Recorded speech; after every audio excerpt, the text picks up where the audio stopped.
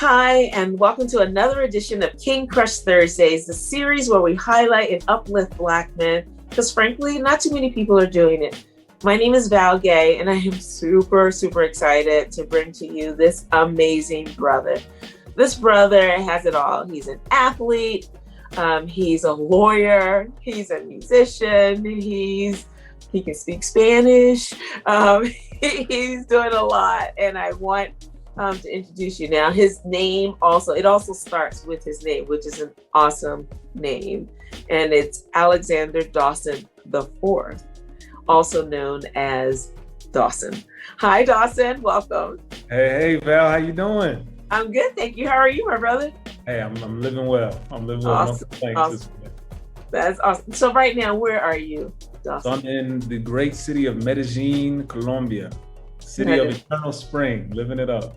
Awesome. I'm so happy for you. So Dawson, you know very well about this the series that we are creating a repository of 6 questions, and on our way to 100 answers from 100 different Black men.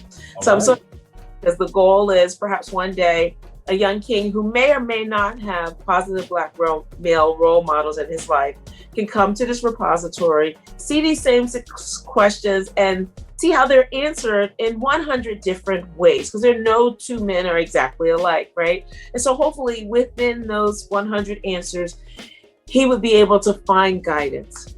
And then for the rest of us who are neither male or even Black, for us to have a peek into this community that is often maligned, that actually goes invisible a lot because of the sites that we are shown regularly is just a fraction of the overarching community. And so I'm so grateful that we get to shine this light on this community. I'm so grateful that you are a part of this. And so I'm going to get started with the first question, which is, what does manhood mean to you? Great question. What does manhood mean to me? For me, manhood means responsibility with a sense of assuredness. And so when I think of assuredness, I think of commitment. And so being able to choose and make a decision, stick to that decision and follow through on it, and follow through with what you say that you're going to do. I think for me, we all fall short sometimes, but I think that when I feel like I'm doing it right is when I set a goal, I say that I'm going to do something, I accomplish it, or even if I don't end up accomplishing it, I take all the steps and I control what I can control to make sure that it comes to fruition. I think that being able to put yourself in a position where that's normal for you and that, you're able to manifest the things that you say and be consistent about it, that's manhood to me. Yeah, that's awesome. That's really awesome. Thank you so much. So Dawson, who and or what is important to you? Ooh, I think for me, so who is relatively easy. My family, first and foremost, my family. And actually my mother just had a birthday 3 days ago. And so I was able to FaceTime with her and check up on her. And she's one of the people that's been really inspiring to me over the last few years of life, because she's 55 now. And as she continues to get older, she just gets more and more intense about life. She gets more and more determined to grow herself and develop herself. And so it's always been a source of inspiration to me. So yeah, definitely my family, my friends, and also people that I meet. So when I meet people, just being able to be present with the people that I meet, similar to when we first met. I remember just, being able to speak with you and to have somebody that has an energy where that they're focused on what's going on right now. They're focused on who's around right now and they're really present in the experience. For me, that's a gift. And I always do my best to respect that, and I always do my best to reciprocate that type of energy. So people are important to me. And then for myself, I think that the things that are important to me is having an experience that shows a lot of range. And so for me, I don't necessarily need to be an expert or have a lane where I feel like, I'm only doing one thing and I'm doing it extremely well. I think for me, I find the most joy in life when I'm able to compare and contrast a bunch of different experiences that range from, physically difficult to mentally difficult to physically easy. I'd like to experience life in a lot of different places, which is why I enjoy moving around a lot. I enjoy meeting a lot of different people from different places. So the more range I can accomplish in this life, the better for me. Yeah. That's awesome. Excellent. Excellent. Excellent. So Dawson, how do you want us to see you?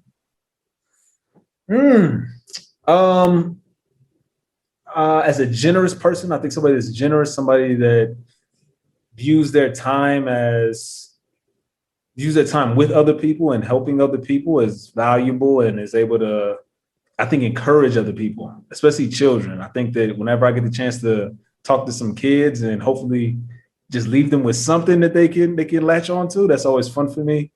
But yeah, I think I'd like people to think of me as consistent. I'm working on that, being dependable, being somebody that people know that cares about them, without having to guess. Just have the person that that, push comes to shove, they're going to do what they can for you. And I want to make sure that the people that I love know that I love them and know that I'm there for them, regardless. That's awesome. That's awesome. So Dawson, what is your epic dream?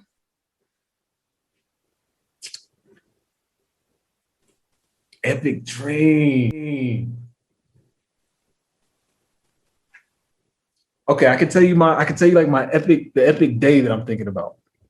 So in this epic day, I wake up and I'm in outer space already, right? I wake up and I'm in outer space and I'm looking at the world from that lens, right? And I don't know how I got into outer space, but I'm there and I'm able to have that perspective. And I don't know how long it takes to get back to North Carolina from outer space, but hopefully before noon, I can make it happen. Get home, see my siblings, spend some time with my siblings, spend some time with my friends. And then other than that, if I could just, the epic dream is to be able to, one, on the way back home, I will have learned Spanish and Mandarin. Those are the two that I'm really trying to get to. So being a polyglot with Spanish and Mandarin. My Spanish is decent right now, but it could get better for sure. And then just being able to create with people. So musically and then audio, video. The lawyer piece comes in because I love to be able to give somebody some freedom that they deserve. So if I can help people have a perspective on life and I really do want to be in outer space though. So if somehow before I die, I can figure out a way to get in outer space, that's absolutely the goal. Other than that, just being able to create in a way that makes me feel like I'm being heard, makes me feel like I'm able to share something with people. And, having the feeling that you worked hard to accomplish something. So if I can do all that with the people that I love, I'm good. That's awesome. That's great. What a great answer. Excellent. Excellent. So I think we've been getting a glimpse of this next question, but I'm going to ask you explicitly, which is Alexander Dawson IV. Who are you? Who am I? I don't know if you ever seen those Nardwuar interviews. I'm a big Jay-Z fan. I'm a huge Jay-Z fan. And I remember his answer to that question is funny to me, but I'm somebody that feels like I'm a trier. I'm somebody that tries, right? I put effort in, and I feel like right now I am a ball of potential energy, right? And I feel like I'm at the point now where I'm slowly transitioning it to kinetic energy, and I'm able to put the things that I've kind of built up into motion. I feel like I'm right at the precipice of that. Like when you're at the top of a roller coaster and you just had a couple more things to hit before everything goes down and the fun begins and you start rolling, I feel like I'm right there. And so, if you check back in with me in 3 years when I hit 30, I think I'll be right where I want to be. That's great. That is awesome. Excellent, excellent, excellent. Here we are already at question 6, which is there anything I should have asked you that I didn't, or you wanted me to ask you, or that I didn't? In other words, what did I miss? Ooh, that is an excellent question. I've never heard that question before in this type of format. This is an incredible question. What did you miss that I would want you to ask me?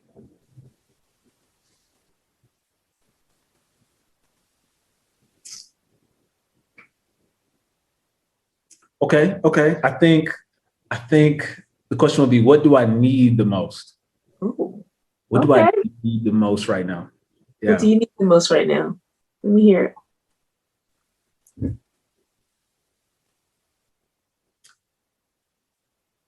So what I think I need the most right now is, I think, some more hardship. I think I could do with some more hardship right now.